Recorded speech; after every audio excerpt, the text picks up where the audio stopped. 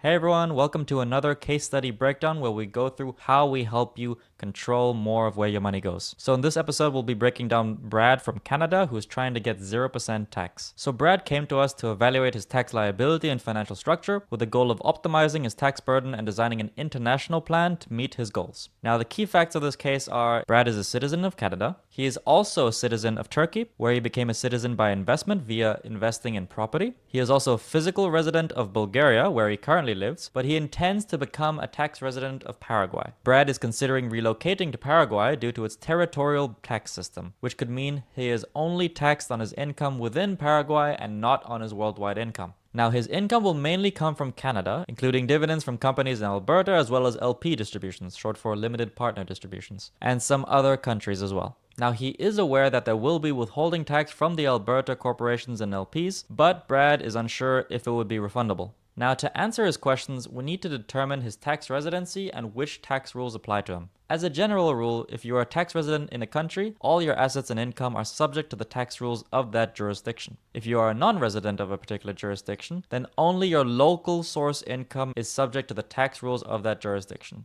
i.e., only if you make money in that particular country do they tax that amount of money. Elsewise, they would not be able to tax income that comes from any other country besides that particular jurisdiction. Now, let's first understand if he should really be a tax resident in Paraguay like he wanted to. Now, from Paraguay's standpoint, Brad would only be subject to taxation on income earned within Paraguay, if he has any. However, Paraguay will not impose taxes on Brad's income earned outside of Paraguay. So this was great, right? But it's important to note that just because Paraguay does not tax worldwide income, it does not mean that Brad cannot be taxed in another country, especially if there is no tax treaty applicable to him. Now, being a tax resident in Paraguay is only advantageous if Brad is not a tax resident in any other country. In Brad's situation, there is a strong possibility that he is a resident of Bulgaria and therefore subject to tax on his worldwide income there. Additionally, as a citizen of Canada and Turkey, it is possible that he has sufficient ties to those countries to be considered a tax resident there as well. Now, understanding instead if he should stay a tax resident in Bulgaria. Now, Brad resides in Bulgaria for most of the year, which makes him a tax resident there.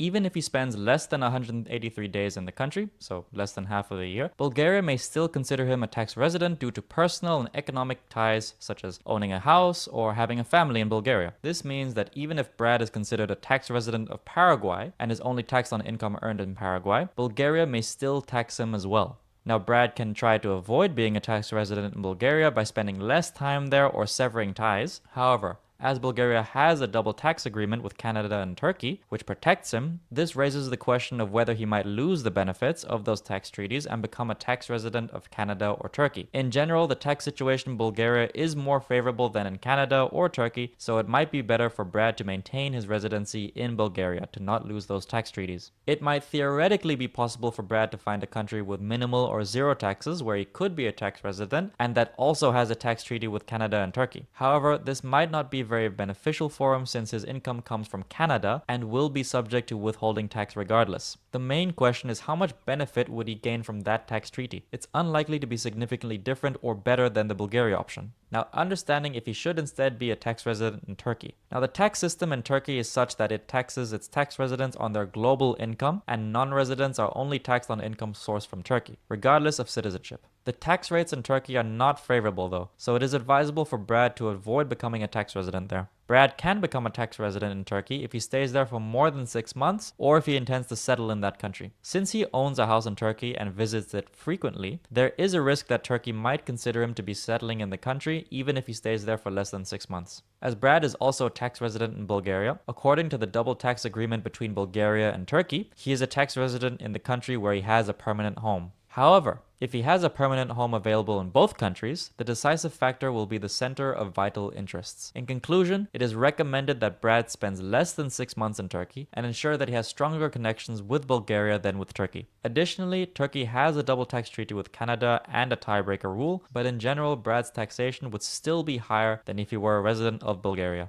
What about his tax relation to Canada? In Canada, an individual's residency status for income tax purposes is determined on a case-by-case basis. Generally, an individual is a resident in Canada for tax purposes if there is a continuing relationship between the individual and Canada. Therefore, an individual can be considered a resident of both Canada and another country based on that country's tax laws. In such cases, to avoid double taxation, Canada's tax treaties often include a special residency tiebreaker rules to determine residency. In Brad's situation, he is a tax resident in Bulgaria due to his center of vital interest being there. So since Canada has a tax agreement with Bulgaria, even if he is still considered a tax resident in Canada, the tax treaty states that an individual is considered a resident in the jurisdiction with which they have closer personal and economic ties. In other words, the tiebreaker rules take precedence over the general residency tests applied under Canadian domestic law. However, since Brad receives income from Canadian companies and LPs, that income will be subject to a withholding tax in Canada. Dividend income will be subject to a 15% withholding tax, which is a rate reduced by the treaty. And income from LPs will be subject to a 25% withholding tax if it is from a Canadian source of income. So, putting it all together, Brad lives and spends most of his time in Bulgaria, so he is considered a tax resident, and in our opinion, it's best for him to maintain this tax residency. If Brad were to become a tax resident of Paraguay, he will be taxed only on income earned in Paraguay. However, he would still be considered a tax resident of Bulgaria and would be taxed on his worldwide income there. Since there is no tax treaty between Bulgaria and Paraguay, both countries could tax him according to their own tax rules. Now, even if Brad were able to become a tax resident of Paraguay instead of Bulgaria, this might not be the best option for him. If he were deemed a resident of Canada under Canadian residency rules, there's a good chance that both Paraguay and Canada could tax him without an applicable tax treaty with a tiebreak rule. Also, even if Brad were only a tax resident of Paraguay and not of Canada or Bulgaria, his income still primarily comes from Canada and would be subject to a 25% withholding tax. Without a tax treaty between Paraguay and Canada, this tax rate would not be reduced as it would if he were a tax resident of Bulgaria. Now, Brad is also a citizen of Turkey and could potentially become a tax resident there, but the tax rates are not attractive and it is not a better option than Bulgaria. One of Brad's concerns is how long he could stay in Turkey without becoming a tax resident. He can become a tax resident if he stays there for more than 6 months or if he intends to settle in the country. Since he has a home in Turkey and Turkish citizenship, there is a threat that they could consider that he intends to settle in the country even if he stays there for less than 6 months. Now, there is a double tax agreement between Turkey and Bulgaria which determines that if he is deemed a resident in both countries, he will be a tax resident in the country where he has a permanent home. If Brad has a home available in both countries, the center of vital interests will be decisive. So if that center cannot be determined, then the next test, known as the habitual abode, is to be applied. If he has a habitual abode in both contracting states or in neither of them, then the habitual mode test will be useless from a tax perspective and he will be deemed a tax resident in Turkey since he is a citizen there. Therefore, we advise Brad to spend less than 6 months in Turkey and make sure he has more connections with Bulgaria than with Turkey. Turkey has a double tax treaty with Canada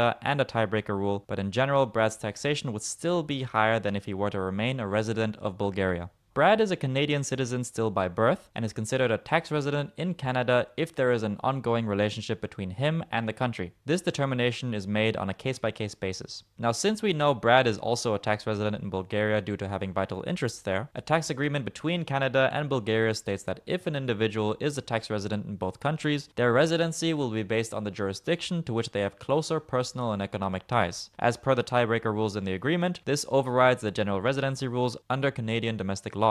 However, income that Brad receives from Canadian companies and LPs is subject to withholding tax in Canada. Dividend income is subject to a 15% withholding tax, which is reduced by the treaty, and income from LPs is subject to a 25% withholding tax, if it is from a Canadian source. However, according to Article 23 of the Double Tax Agreement, he is not required to pay the additional 5% tax on the Bulgarian side. And just a reminder, to be a tax resident in Bulgaria, an individual needs to spend more than 183 days in Bulgaria or have a vital interest there. Given Brad's connections and potential residency in Canada or Turkey, he needs to establish very strong ties to Bulgaria to be able to use the tiebreak rules from the tax treaties. While it is theoretically possible to find a country with minimal or zero taxes where Brad could be a tax resident that has a tax treaty with Canada and Turkey, it may not significantly benefit him since his income comes from Canada and will be subject to withholding tax anyway. The main question is how much the tax treaty would reduce his tax obligation, but the difference compared to the Bulgarian option would likely be very insignificant. So, in conclusion, we advised him do not become a tax resident of Paraguay, keep your connection to Canada to a minimum, and keep your tax residency and ties in Bulgaria. Do not spend more than 6 months in Turkey, or else he will be considered a tax resident and will make the situation a lot worse than in Bulgaria, which already has a pretty favorable tax system given his situation. So in conclusion, if it wasn't obvious, why shouldn't he be moving to Paraguay like he wanted to? I mean, that's what he came to us for, right? If Brad became a tax resident in Paraguay, in the best case, he would still be taxed 25% withholding tax on his income coming from Canada. In the worst case, if he is still deemed a tax resident of Canada, he will be taxed by very high Canadian corporate and individual tax rates. By following our proposed strategy instead and maintaining his residency in Bulgaria, Brad will be protected by a tax treaty, shielding him from being taxed by Canada as a Canadian tax resident. While he will still be subject to withholding tax as long as his income is sourced from Canada, it will be reduced to 15% under the applicable tax treaty, and there will be no additional taxation from the Bulgarian side. So Bulgaria is currently one of the best options for Brad as long as his income originates from Canada. But if his income source changes in the future, then we can reconsider the best tax residency option. A good advantage that Brad has is that he's already relocated to Bulgaria, has settled there, and there are no costs or changes associated with his recommended strategy. Now, why are we explaining to you this case study of someone not achieving the move he was thinking about? We thought that it's important to go through a case like this because this is a big part of why we have the part 1 consultation of the tax tailor. It's to clearly go through and understand what is and what is not possible and to dispel ideas that might sound good but don't pass the reality check. We then try to make sure you know exactly what not to do and how to protect yourself from mistakes so that you don't sell yourself or jump into a bad idea. What we don't want is you to have unexpected surprises caused by wishful thinking. There's no point jumping all the way to part 2 into a solution that doesn't fit you properly, so that's why we have the part 1 to really separate this out and make sure that we're doing the right thing for you. Alright, I hope you really enjoyed this video. Feel free to look at the other case studies or continue with the main video at the top, but elsewise feel free to book a call with us and start your journey to controlling more of where your money goes. Alright, bye bye now.